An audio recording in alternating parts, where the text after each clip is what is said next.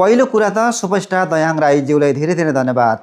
राष्ट्रिय महिला football टिमका goal रक्षक कप्तान एन्जिला तुब्बा सुब्बाको जीवनमा आधारित एन्जिला मुभीमा तपाईँले यो प्रमुख भूमिका खेलिदिनु भएकोमा धेरै धेरै धन्यवाद दिन चाहन्छौँ। हामी दर्शकहरूले पनि आउनुहोस्।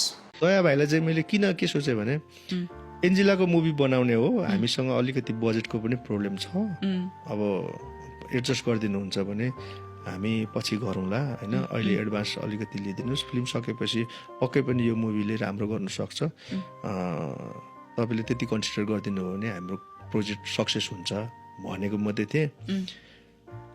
यो फुटबलको मुभी हो, म स्पोर्ट्सको फ्यान पनि हो, तपाईँ एडभान्स चाहिँ तपाईँले एउटा हाम्रो चाहिँ एग्रिमेन्ट पेपरमा चाहिँ खाली साइन नगरौँ, तपाईँलाई जति लाग्छ त्यो राख्नुहोस्, बाँकी मेरो तर्फबाट सहयोग भनिदिनु हो क्या। म त सक भएँ नि त, म पो सक भएँ त।